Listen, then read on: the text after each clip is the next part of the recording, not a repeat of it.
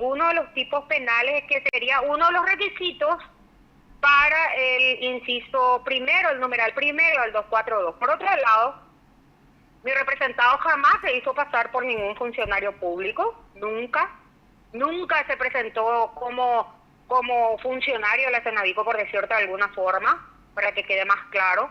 Entonces, tampoco están los elementos mínimos posibles o mala fe, sino que es el ejercicio continuo de la posesión que lo venía ejerciendo y que nunca se vio interrumpida por ninguna orden judicial que la Cenavico pueda contar. De todas formas, reitero, ni aunque hubiese cobrado algo, no se configuraría el tipo penal, pero mucho menos si luego no cobró nada. Entonces, se realizó la audiencia del 242, también se argumentó de que él se encuentra privado de libertad en cumplimiento de una condena. Al estar ya privado de libertad, ¿qué peligro de fuga puede haber? Ni mucho menos de obstrucción. Y las medidas cautelares de prisión preventiva o cualquier otra medida cautelar, lo que intenta es que el procesado esté sujeto al proceso y que no haya peligro de fuga ni de obstrucción de la justicia. Si bien es una praxis del Poder Judicial decretar siempre medidas cautelares, no es lo que establece el Código, mucho menos prisión preventiva, porque ya está nomás luego privado de su libertad. Bien, una persona procesada puede llevar adelante un proceso penal sin ningún tipo de medida, si no es necesaria. Entonces, esto se argumentó ante el juez penal de garantía y bueno, queda a su consideración.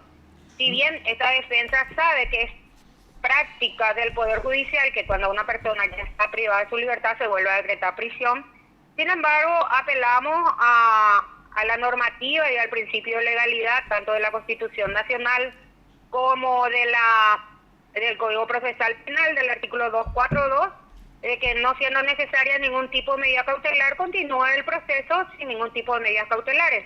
Pero quedó a criterio del juzgado la resolución. Y en este caso, hasta ahora no hay resolución, ¿verdad, doctora?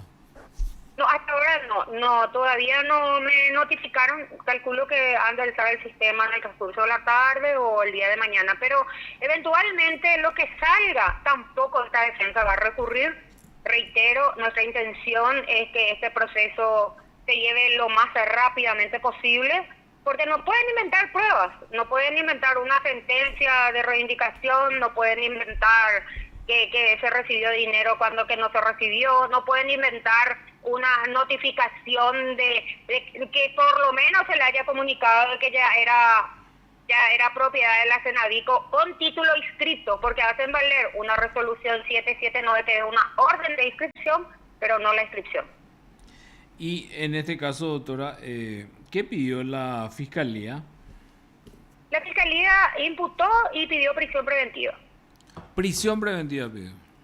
Sí, sin argumentar, sin fundamentar. Realmente es una pena, pero yo también de ahora en más soy del criterio que no hay que más solicitar, como lo hacía antes, los incidentes de nulidad de la imputación, porque se le da chance al Ministerio Público a subsanar sus errores, aunque últimamente vemos que hasta en el juicio oral los tribunales de sentencia arreglan las imputaciones y acusaciones que realizan del Ministerio Público aplicando a diestra y siniestra el artículo 400, ¿verdad? Pero bueno, vuelvo a reiterar, no puede, o sea, espero que no inventen pruebas, porque así como están las cosas, no se reúnen los requisitos mínimos, los elementos mínimos del tipo penal objetivo de apropiación y mucho menos de usurpación. En este caso, doctora, el juez había devuelto la imputación, o sea, el mismo juez entendía que no había una descripción de hechos.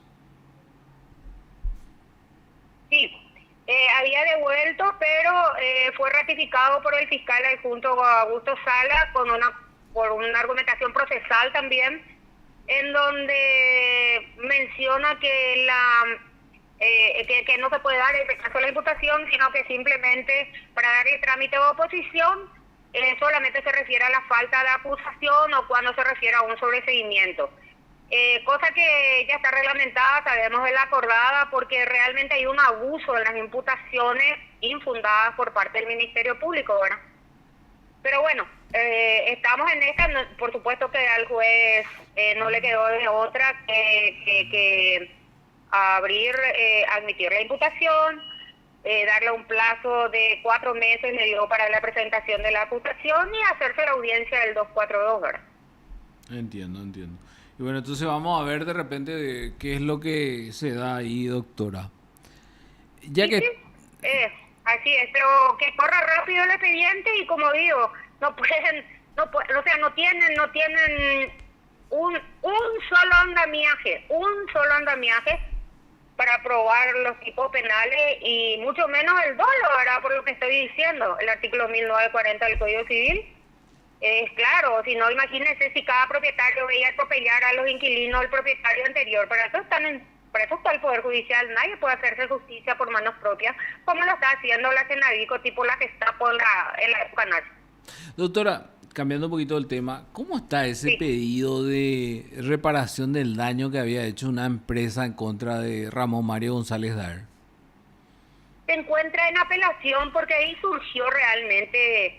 O sea, ahí surgen dos situaciones en todas las demandas de reparación en el fuero penal. Ahí los únicos querellantes fueron M y T, pero nosotros accedimos a documentaciones que M y T no tiene acta de asamblea del año 2014. Entonces, cuestionamos la legitimación y la personería de M y T, que son una de las pocas cosas que se pueden cuestionar, ¿verdad? También se cuestiona la competencia de un tribunal que era era compuesto por 3 y de repente se convirtió en un tribunal unipersonal de la nada y la ley no permite eso. Entonces se rechazaron esas excepciones y pasaron para el momento procesal oportuno las otras. Y actualmente se encuentra en Cámara de Apelación Cuarta Sala, porque no es solamente de MIT. Paralelamente, el mismo presidente, el arquitecto Mendoza Yampey, presentó también en el Fuero Civil. Y bueno, todo está en trámite en Cámara de Apelación. ¿Cómo es eso, doctora? ¿Presentó también paralelamente la misma demanda en lo civil? Sí, exactamente. Pero Entonces, si es que... eso se volvió a presentar al juzgado. 2 veces se notificó esa demanda en el fuero penal. En la primera ocasión se presentó el recurso de reposición porque el trámite que se le estaba dando no es el previsto. Y Mendoza Yampey, a título personal, ojo con eso, presenta también una demanda en el fuero civil. Y MIT es otorgado por su presidente, que es también el mismo arquitecto Mendoza Yampey. O sea, son 2 demandas con el mismo objeto, y por un aforismo, una ficción jurídica, que una persona física no es la persona jurídica, se presenta realmente la misma demanda en ambos fueros, cosa que el Código Procesal Penal también establece que no se puede hacer.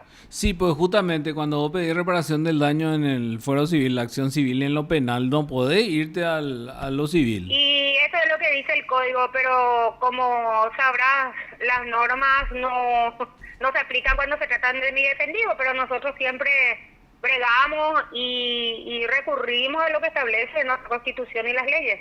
Así es. Pero en este caso, doctora, consultando un poquito, el Estado, o sea, en el embargo ya no quedó ya sin bienes el González Daer con todo lo que se estaba embargando por parte del Estado. Bueno, realmente hay un caos procesal en este asunto, porque en la demanda de MIT en el fuero penal, no voy a hablar en la demanda en el fuero civil, se le comunica a la Procuraduría General de la República, porque en realidad en el comiso establece que se comisa todo a favor del Estado. Sí, por Punto. eso. Ok.